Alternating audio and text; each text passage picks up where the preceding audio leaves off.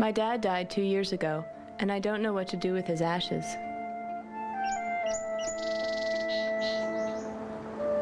Grandma, are you afraid of death? No. I'm terrified. Well, I was too when I was a young kid. Yeah? I was very much so. I think everybody is when you're young. And now I don't feel that same way anymore. Why? I don't know. I think when you get older, you realize that you get near that time. The only thing is I don't like to be stuck in the ground. I think I'd rather be in one of these metal cubes over here that's above ground. Where they have like a mausoleum there? Yeah. I know Dad wanted to be in the ground. He did? Yeah, he said specifically, I want to make sure I'm in the earth. I want to go back into the earth, he said. I want to become... Well, they all go back into the earth in time, Nicole. Oh.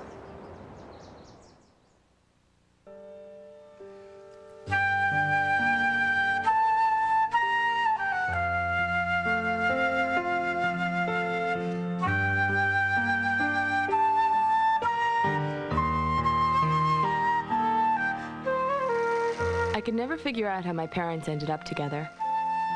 They're so different from each other.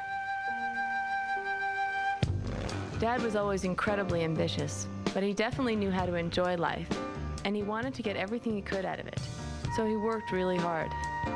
When he was a teenager in Puerto Rico, he managed to turn his paper route into a newspaper delivery business. Mom had a very sheltered upbringing in New England. In high school, she was president of her class and queen of the prom, but what was most important to her was to help people and to lead a spiritual life. So when she graduated from high school, she became a nun.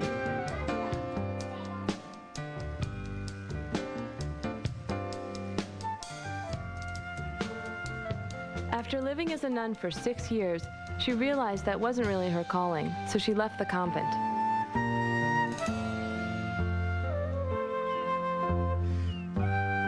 It was only a year later when she met Dad on the beach, and they were entranced by each other.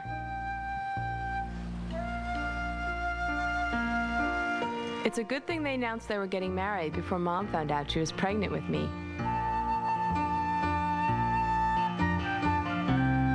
Dad started to build his real estate business from nothing. He bought old buildings on credit and renovated them himself.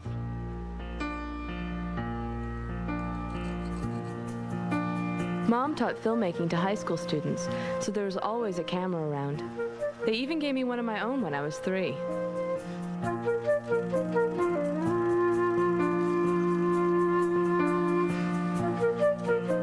They weren't only in my movies. In 1973, Mom and Dad appeared on a PBS talk show about a new trend, families with 2 working parents. I think I personally find some household chores very pleasant and relaxing. I really don't mind in the morning, cleaning the house and stuff. And if I don't do it, Jean does it in the afternoon. And if I don't do it in the afternoon? It stays there until next morning. Yeah, my parents were always on sort of the cutting edge of the modern American couple. First they were both working, and then they were divorced. Some families feel they have found a way to ease the pain of custody battles. When the Betancourts separated 6 years ago, Nicole was 8. Her parents resolved months of wrangling by joining the growing number of couples opting for joint custody. Wherever she's living, Nicole makes her way to school and home again. The hard thing about it is that I have to pack a lot, and I'm really an awful packer. I mean, I always forget things that I need and things like that. It's such a pain. Sometimes it's very irritating when she leaves her books in one house or another, but we usually manage to get them. Both parents say that hardly happens anymore, though, that in fact, Nicole has done very well in her life as a commuting kid. I certainly don't think it's the ideal life for her, any more than any of us are living ideal lives, but it's certainly, she has grown beautifully through it. The one thing that Today Show didn't know about was that Dad was gay. No one in the family knew. Mom left Dad because she was unhappy in the marriage, but she had no idea he was gay. I was the first one in the family to figure it out 2 years after the divorce, when Dad's boyfriend moved in with us. But Dad never talked to me about being gay. It was hard to get close to him, because he wasn't the kind of person who talked about himself. But he was the kind of dad I could hang out and have fun with. Hello! When I was in high school, he would take me out dancing with my friends. We went to Studio 54 and stayed out until 2 in the morning. Even when I was a kid, my dad would take me traveling with him around the world. I mean, he took me to Europe when I was only 12. We were always going on adventures together. Talk to me. Tell me about your macaroni salad. It's great macaroni salad. Did you put mayonnaise in it? No mayonnaise. And then this is young Miss Betancourt. And here she is on the road to Amsterdam. Writes all the little notes there.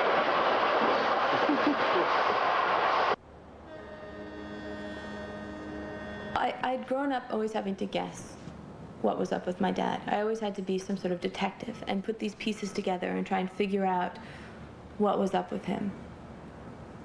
And so when I got out of college, I started to notice things like he wouldn't let me use his razor, or he was very careful about his health. And AIDS was becoming more widely known at the time. And so that's when I started to think, well, what if he has AIDS? And I didn't want to ask him. I asked my mother, and she says, well, why don't you ask your father? And I didn't really want to push it. I didn't want to know. And then he just sat me down one day and said, there's something I have to tell you, I have AIDS. He had kept it a secret for 3 years. By the time he told me, he was really sick, and I didn't know if he had 2 years to live or 2 months.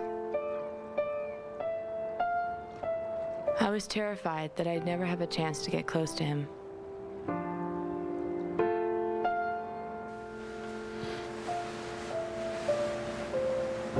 Beautiful. What a great shave. Feel it. Let's go downstairs and have breakfast. I made a delicious breakfast. Okay, let's go eat some delicious breakfast. Take a lot, Dad, Okay. to gain weight.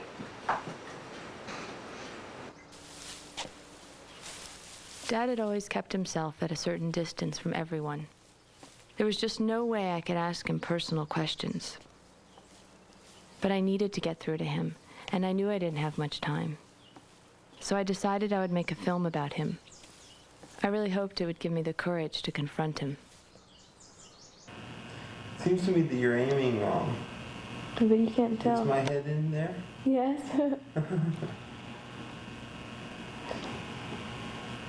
So, can you talk about being sick? No. Why? Not right now. Well, isn't that, I mean, it's a good thing that you're... The camera's on.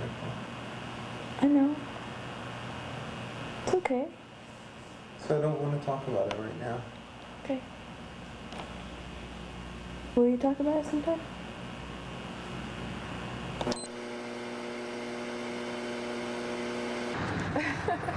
Will you hold the door for me?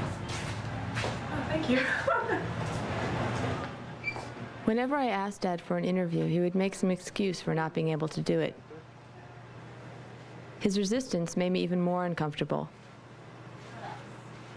But I could see him getting sicker, so I didn't want to give up taping him. How's your donut, Dad? Like a, just great.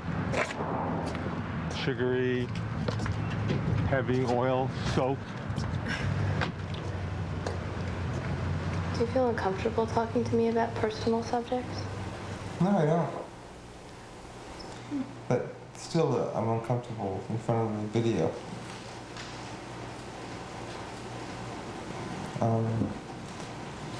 Because if I make a mistake, you record it anyway. She'll edit it out, though. What kind of mistake? I mean, if I say something stupid. Dad, I know you're not stupid.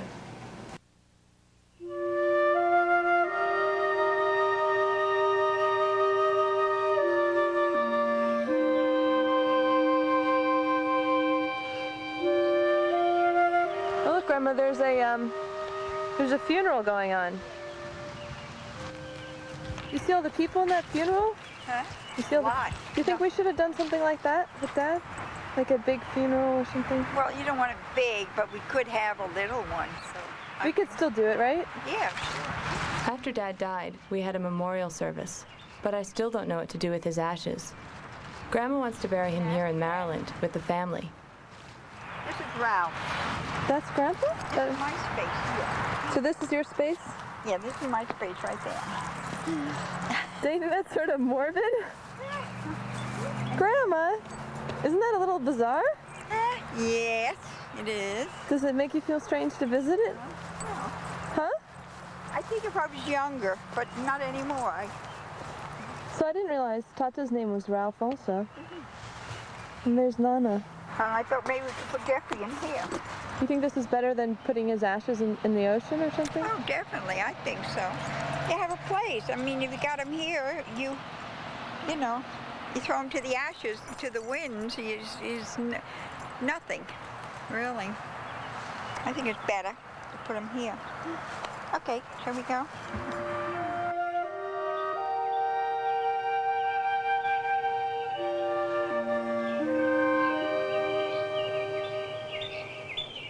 When I first found out that my father had AIDS, I was like, I'm the only one in his life.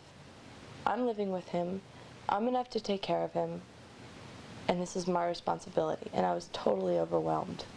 And my mother was like, no, I'll help you, honey. And I'm like, what do you mean you're gonna help me? You're not even part of this part of my family. I said, you're a whole nother family. Come in. Do I get to say hi, Nicole, again? No one's here. But I am. That's the point. And Jeff's taking a shower, I bet. Dad's sleeping. He's still sleeping? My mom's never been to my dad's Long Island house before. No. He knows I'm going to be here, right? After their divorce, they hardly ever saw each other.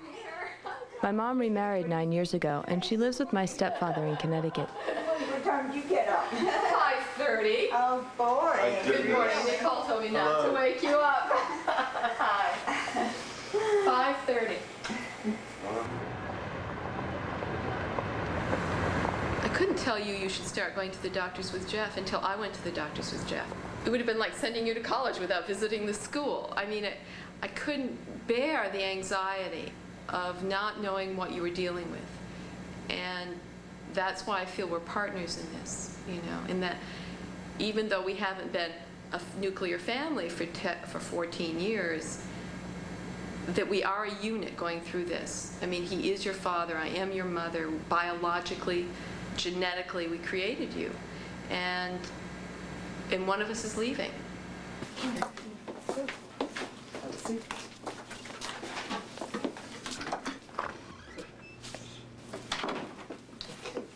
How are you doing? Well, much better. You look great. The swelling is down. How's your shortness of breath? It's better. Good. Any difficulty walking or climbing stairs? No, it's much better. Good. Since my ankles are moving. I heard him bound up the stairs today. It was great. The purple is going away in some sections. Great. It's better go in right away. Don't want to. Perfect. Should he not eat, or does it make any difference? You know, it's basically just what he can tolerate. Okay. You know, if he can eat, great. Yeah. I'm grateful that Mom is helping with Dad's medical care. She takes him to the doctor and keeps track of his medicine. But it's strange to see my parents together. When I was growing up, it was either me and my mom or me and my dad. And suddenly, it's the three of us. So, Mom, I don't understand how you had no idea that Dad was gay. You can't imagine what it's like to come out of 6 years in a nunnery and suddenly be in the world. All I knew was suddenly there was someone who talked about art and who had a real joie de vivre, and I had nothing to compare it to.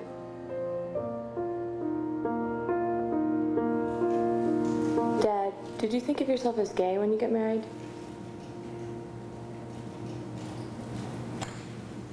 I mean, I enjoyed being married. I know, but that's not the point. I'm just wondering what do you stage. want to know? I want to know. I'm just curious about like what stage you were in your awareness of your sexuality when you got married. I was aware enough of it. I mean, I had affairs in Manhattan.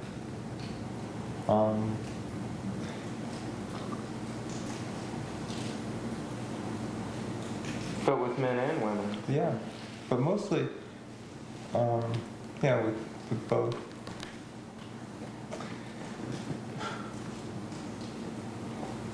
You're doing great. Now, what do you want to know? It just seems strange to me that you got married in the first place. That's all. Well, you said that. It wasn't strange at all. I couldn't imagine that you wouldn't have some sort of be a little pissed off about it in some way. Oh, and that in some way. I was when I found out, I was pissed off because I felt betrayed. I felt like I'd been lied to. It was terrible. It was horrible. It was an awful, awful thing for me to have to deal with, that I had been living with, sleeping with, giving my life to someone who didn't want a woman, and it also, and I had to relive the whole marriage, readdressing certain issues, certain friendships we had with certain homosexual men, and what was really going on. I mean, it's like finding out your husband's been having an affair for 10 years, basically. So why didn't you talk about it? I never looked on being gay as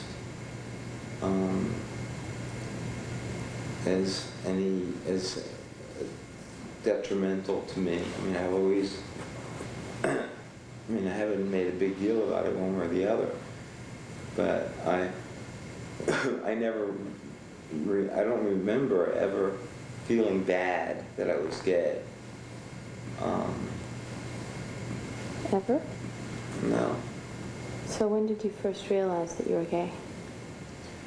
I guess when I was 14, 13.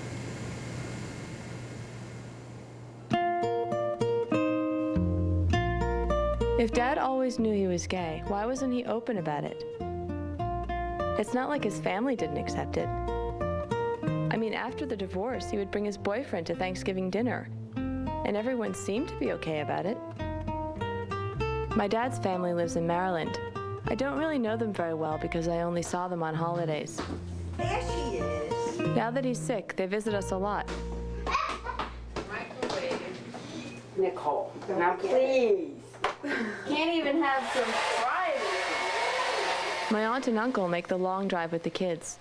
How old is Lynn, Steve? Look at the eyelashes. 5 and 4 months, right? 5 and 5 months.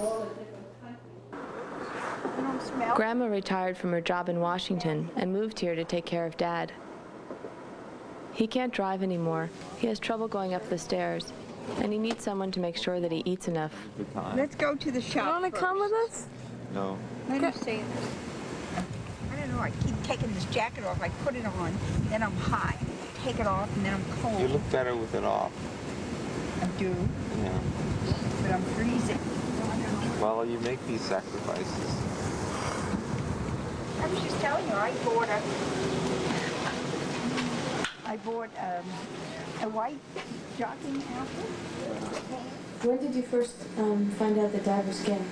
Well, he came to my house one time. He was carrying this little purse, which, and all the time at that time, I guess he carried his stuff around, but that doesn't really say that a person's gay, because the fact that a lot of people carry that just for their glasses and for their wallet, just to keep their stuff together, Do you think your mom knew since you were a child?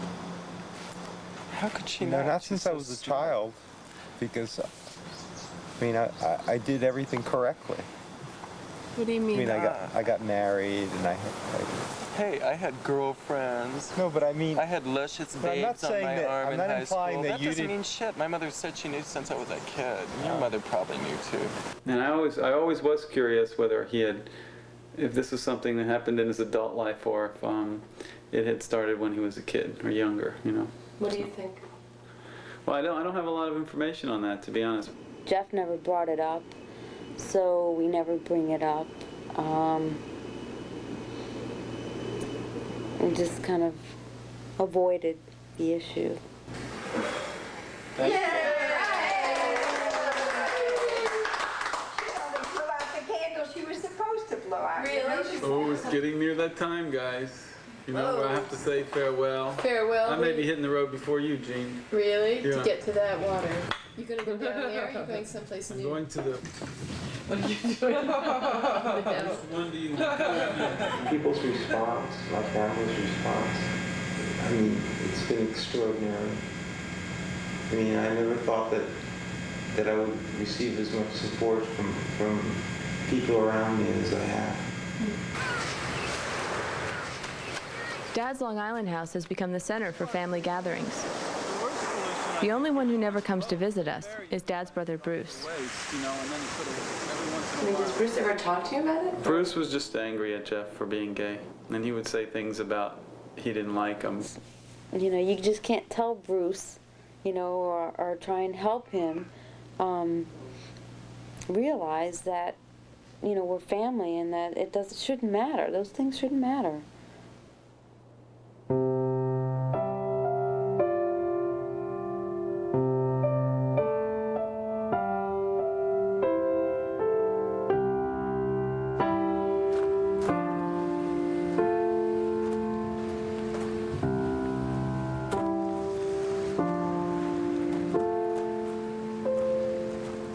I know that he's going to get sicker and sicker. There's no way of foreseeing what's going to happen. Like last weekend, the weekend before last, he looked awful. And this weekend he looked a little better. Last weekend I was in tears, preparing myself for the worst. And now I'm like, oh, that was a dirty trick. You know, I feel like someone just pulled the rug out from under me.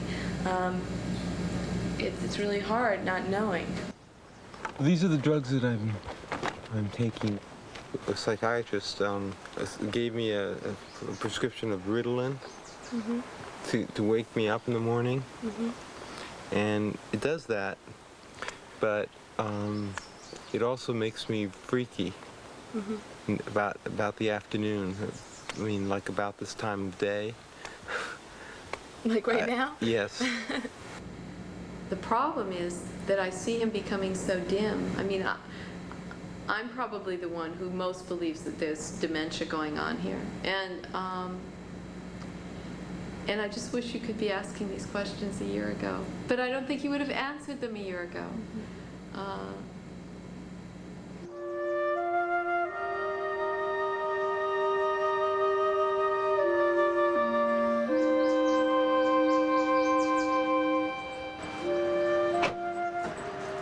Grandma and I decided to bury Dad with the family. I just want to make sure they will give us permission to put his ashes directly into the earth, because that was really what he wanted. My son passed away, and we have his ashes, and we wanted to put it in one of the They all graves. have to go in an outside container. Cemetery requirement. Could we scatter them in the same spot and add a plaque No, you can't scatter them here in the cemetery. We'd have to scatter them like in the ocean or someplace else. Right. As long as you conform to the laws of scattering remains, then that's fine. Right. Oh, there's laws about that too? Oh, yeah. I think you ought to put them someplace myself. Grandma, you know, it's like he gave me so few instructions about what to do with his business or with anything. Personally, I think this is the one thing he told me, you know? It's like the only thing I he think said. that, personally, I think it would be great to have him with his grandmother Yeah. myself. I've got an idea. Huh? I just put a scroll in the You're going to put all my wrinkles I've got an idea. We'll just... You're going to get all my wrinkles. I'm not that Take close. this. I'm not. It's a wide angle. Listen, Grandma. If we just put the scroll there, and then we'll come at night or something, and we'll sprinkle them in the grass, and they won't know it. How about that? Let's do that.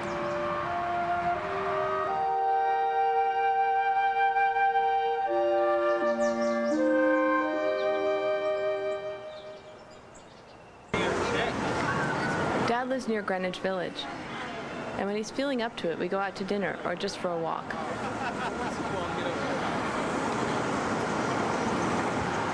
Dad, where'd you meet Chris? Tell me the story. Come on. Okay, how'd you meet? Well, we met in a bar in the village. Uh-huh. Actually, that's not quite true. Well, I saw him in a bar in the village. We met on the street outside. and he followed me. He stood across the street.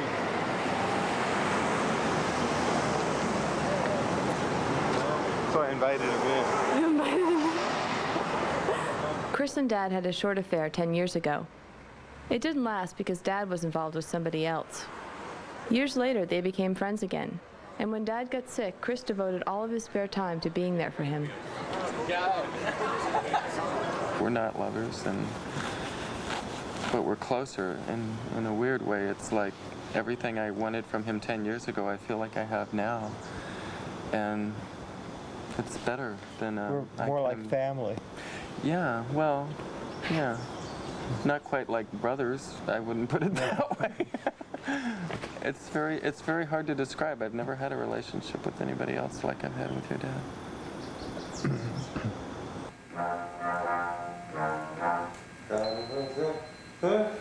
Do you know the words to these songs? You guys gonna sing along? Is it that classic a film? What? Yeah. I think their friendship grew especially because my father was alone and he was very sick. And Chris is like a natural caretaker and had a lot of patience and loves to watch movies, rentals. And my father had barely enough energy to do anything else. In what ways has AIDS affected your life? Well, I mean, I think what it does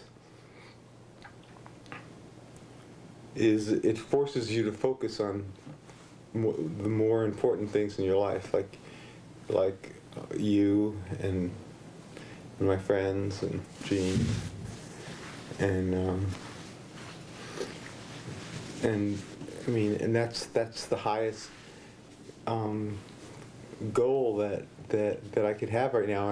I can't be ambitious because it doesn't work anymore. I mean, I'm not going to go out. I'm too tired usually to put in a full day anywhere doing anything. When I was growing up, Dad was hardly ever home because he was always working. He loved taking risks, so his real estate business was usually on the edge of financial disaster. But somehow he always managed to keep himself afloat. Now that he's sick, he can't do it anymore.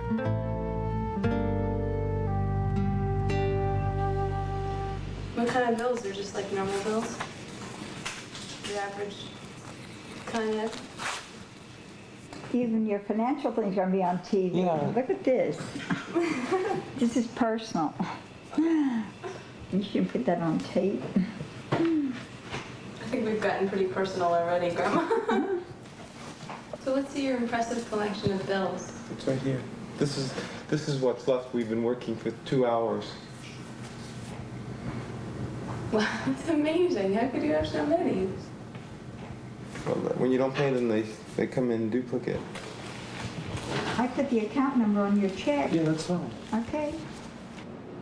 Dad's approaching his medical treatment the way he approached his business. We need to have more information on alternative treatments. He joined ACT UP, an AIDS activist group, so he could get information on the latest drug research. Use alternative treatments, and to have an understanding of which of those work and which of those are shit. He's constantly reading medical reports and asking his doctor infinite questions. A more complete report will be coming down the pike probably toward the end of the month. To be a vegetable isn't my idea of health. But I don't, you know, I have every expectation of fighting and holding on as long as I can. And you've shown that too, and it's amazing. How strong you are. Really? Yeah. It really is. He's even started going to protests and demonstrations. I think that ACT UP might have changed his attitude about being gay. He just seems more open about it now. So you don't seem reluctant anymore to talk about being gay? No, I don't. Why? Well, why should I? What is it? I mean, there were considerations before that I don't have now. I mean, considerations were you know, like,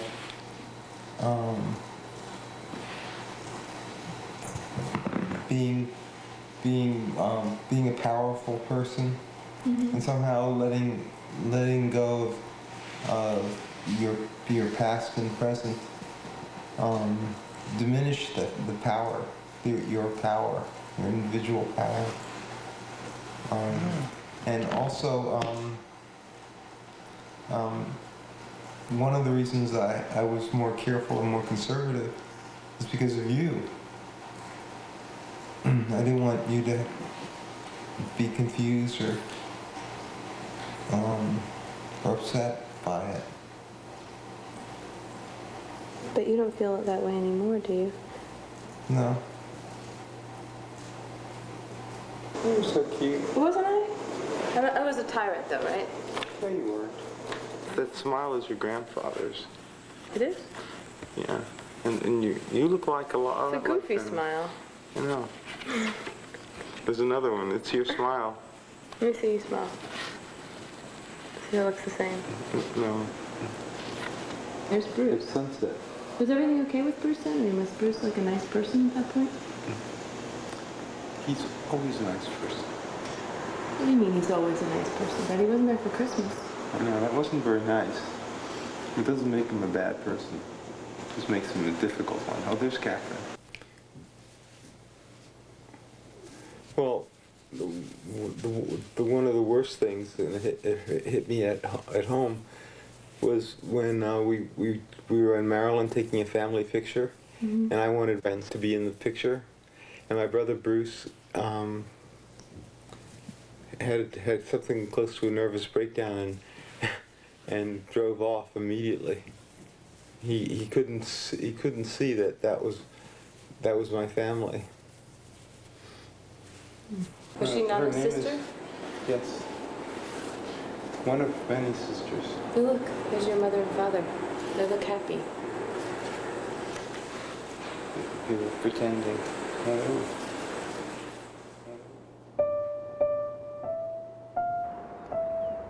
I feel like my father needs me now, and I can help him simply by being there. It's sad that I'm getting closer to him just as I'm losing him. It's something we never talk about, the fact that he's not going to be here for very long. Sometimes I wish he would just sit me down and say, "Nicole, this is how I want you to handle my affairs, and don't be scared, because I'll always be with you." I still feel like he's trying to protect me by not letting me in.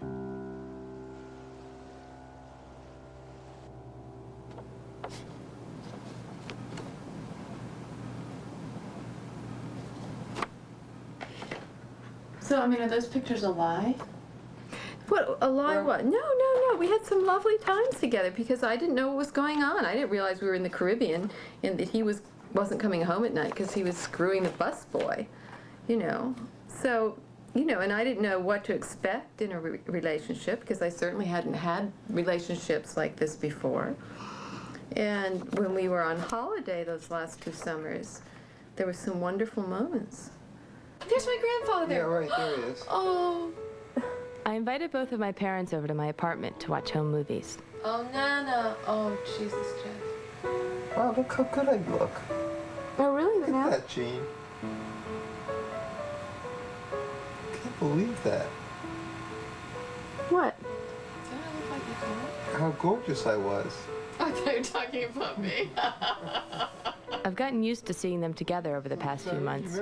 I can even see how they could have been in love at one point in their lives. Were you nervous? No, but remarkably, I wasn't nervous.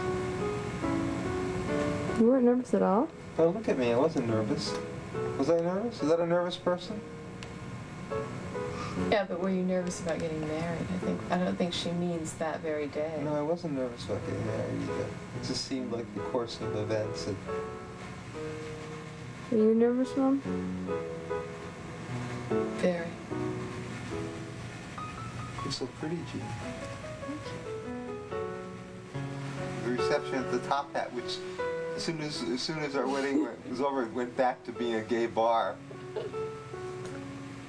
What?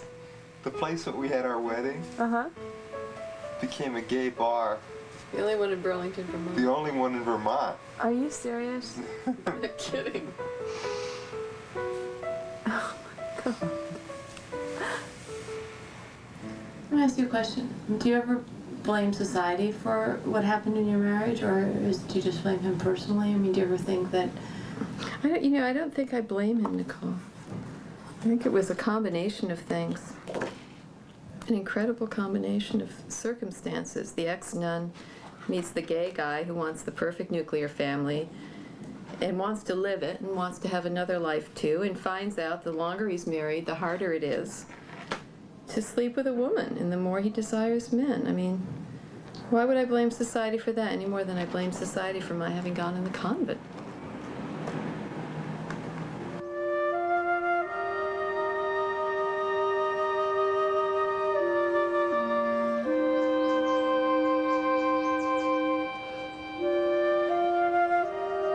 Yeah, but if my mom is buried in Connecticut with Lee and my dad's in Maryland, where am I going to go? Ah, true. Well, you come down here with me. So do you think if I have my space. Since we couldn't bury Dad with the family, we're looking for a nearby cemetery where we can bury his ashes directly into the earth. We'll see if there's anything. Do you just deal in this area, or do you... Oh, we can, I can call anything for you, or we go to cemeteries all over the place. Yeah. So, Grandma, do you want to look into something like in Long Island by the water or something like that? By where? In Long Island, by the ocean? In Long Island? In New York? Yeah. Oh. Well, maybe in New York they have different things, but he'll be all alone. I just thought of putting it by his grandmother. I know, it made sense, but... There's George Washington Cemetery right over here in Adelphi. Oh. That may be a good place to start to check, because I know the regulations are a little bit more lax than most places. Oh, really? Do you really think he's there somewhere, like somewhere else? Oh, definitely he is, yeah. He's up in heaven with God. You like this better than the weeping willow tree? Yeah, I do. You know why? It's so close to the water and you don't see the duck. You know, the ducks you can see, it's got a nicer view from here. So finally, Grandma and I decided on this spot to bury Dad's ashes. She liked the view of the ducks, and I liked the tree.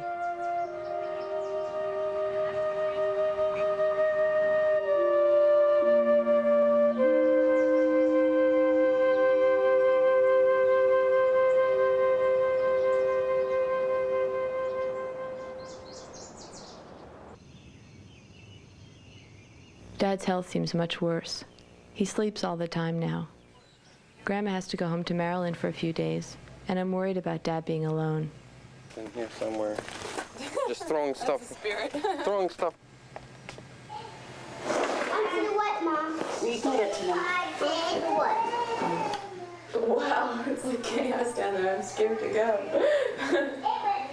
Maybe I'll hide out up here until it's over. Makes you not want to have kids. They've been packing since 8 o'clock, right? Yeah, and it's 9:45. They're supposed to have left at 9. So it was fun. It was fun having them here, though, don't you think? Oh, yeah. So Grandma's going back soon. You know? Mm-hmm. But the rest of us will be here. On and off. I know. So we were thinking of calling Gay Men's Health Crisis to get a volunteer to come by and help you out, like when you're alone. How's that sound? I don't think it's necessary. Why not? Not right now. Okay, everybody. Give Uncle Jeff a big hug. Okay, bye. You all ready for a 9-hour ride? All set? Adios. Bye, Patty. Okay, bye. Bye. Be careful. Come on. See you soon. Nice trip. Okay. We'll be back soon. Okay. Maybe we'll even bring some sunshine with us. Yeah. Okay. We'll bottle it. Import it. So, Grandma, now you gotta pack, huh? Right. It's sad that he's, still had part of his life to live yet, and he kind of threw it away, really. But how did he throw it away? Well, it was I mean, it's my thing that people make their own life. A lot of people get in a lot of trouble. I think they cause a lot of their problems, a lot of them, you know? But I think they have to get, I don't know. So do you think that he made choices in his life that led to him? Huh? You think that choices he made in his life? Right. Explain it a little bit. I don't really understand. Right. What do you mean? Well, I know that Jeffrey was lonesome after Jean left, and I know that he was probably gay before, and that's why she left him. I realize that, but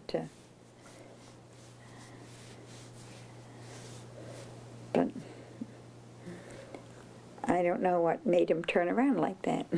Don't ask me. I don't know.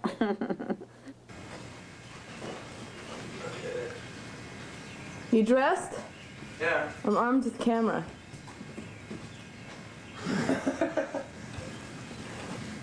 Good morning. Good morning. Chris came out to Long Island for the weekend. He and I encouraged Dad to go for a walk on the beach. Gloria is there. He hasn't been outside for days because he's so tired lately.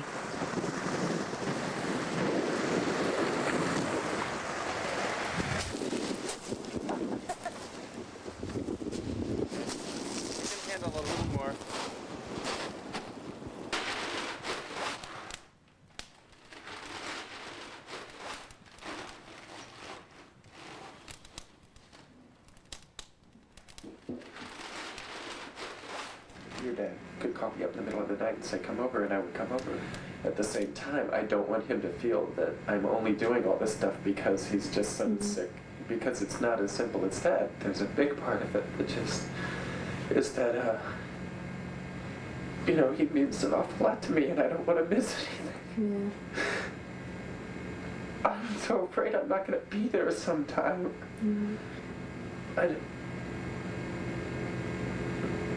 just don't want to miss anything. And sometimes I start thinking about what it's going to be like when he's not here. And then I feel really selfish because I don't know what I'm going to do.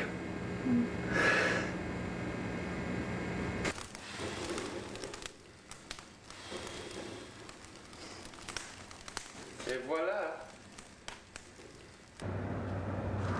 You remember the tree that we got when I was pregnant with Paul and you had her on your back in the carrier? And we ate at Stella Doris and we got the tree and we walked up that big hill together with the tree. Oh, and you sang Christmas carols. Yeah. That's why I laughed in the car when you started singing. You were singing Christmas carols and we got home and Tim was sitting on our stoop. Did he know? Mom and my stepfather, Lee, invited Dad to their house in Connecticut to celebrate Christmas with us. It's amazing that he'd never even seen their house before. Think of that. On the train on the way back, you said that you felt helpless. I did. Well, I guess it was that I couldn't get around as much as I wanted to. And after all, it's their house, and you know, I guess I just felt kind of lonely when we left.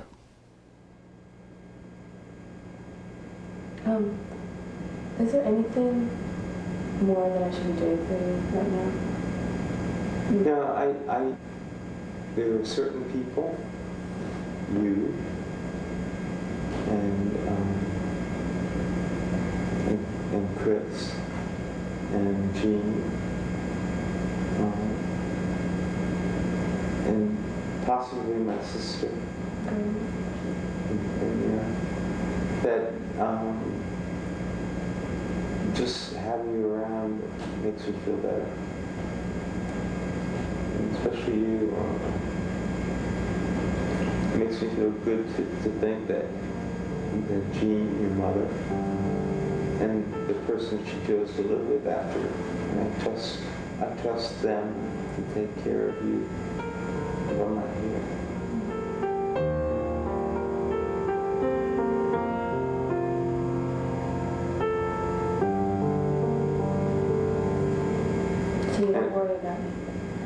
I worry about you, but I trust that I trust that in any situation, you'll do the right thing.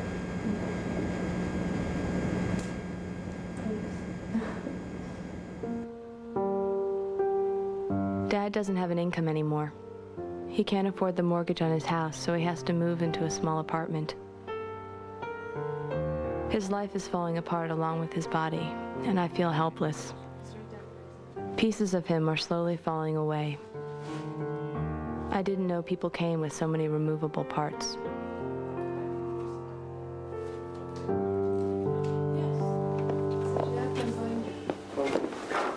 going to say goodbye to you. I'll see you at the new place. Okay. Okay. I don't want you to be there without a phone. Okay. All right. You can send people to you? Oh, what's your fortune cookie, Dad? You have to read it before you eat it.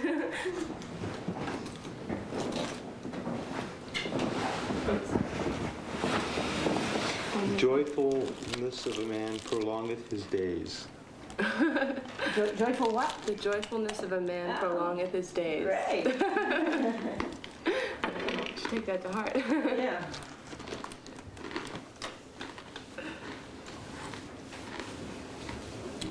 No, you better eat it. For breakfast. Yummy. Did you have any? I'm spending more time with Dad this year than I ever have before. He doesn't always answer my questions directly, but he does talk to me about himself. And I'm really grateful that he gave me this chance to get closer to him.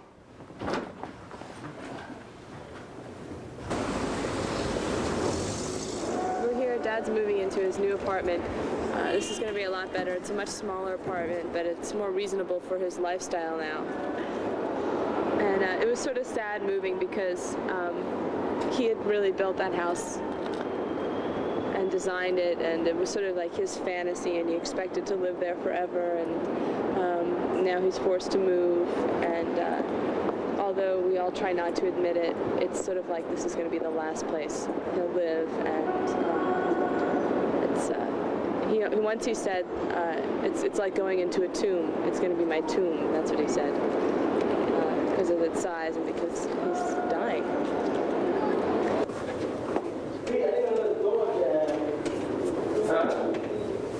That was needed to death.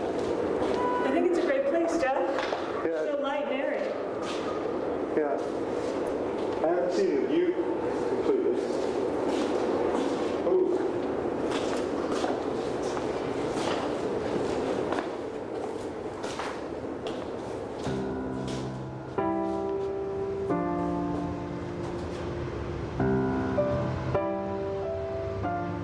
Dad has lived in his new place for only a month, and I've moved in to take care of him. He needs to be fed through an IV, and he can't go to the bathroom by himself. I try to talk with him to keep him alert. Yesterday he said, "I'm on a boat in the Caribbean. It's 1927.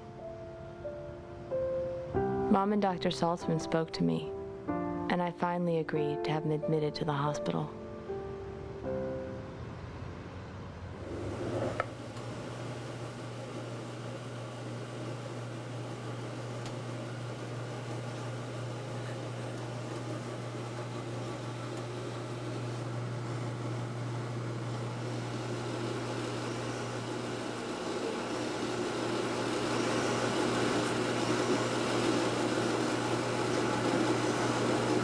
Jeff, are you in any pain? Honey, are you in any pain? No.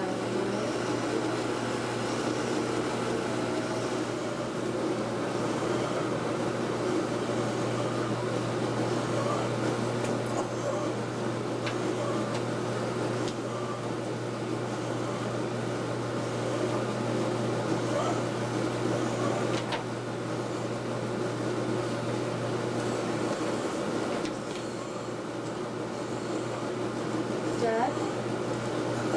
Hi. You know who I am?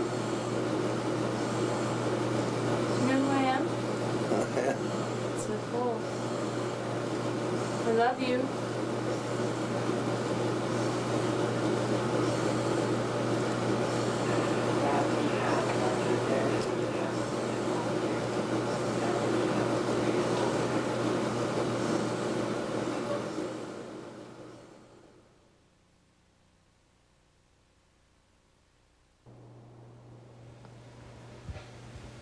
how to explain the loss. I mean, the feeling, the pain. It's been 2.5 months since he died, and you know, I was hoping for it to be a beautiful experience. I was hoping to learn something from feeling the loss, and all I feel is pain. It's you know, I miss him, and I can't imagine. I mean, when I think about the numbers of people dying of AIDS all the time, and how many people must be feeling the way I'm feeling, it overwhelms me. I mean, it gives me chills. I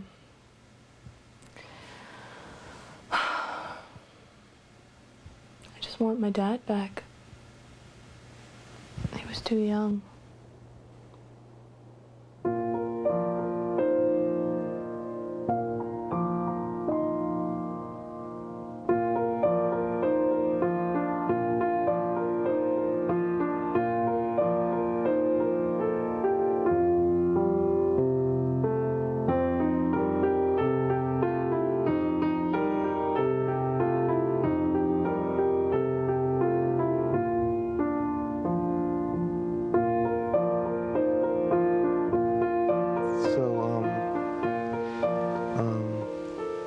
I hope the video project works out, and I haven't said it on the tape before, but I really love you.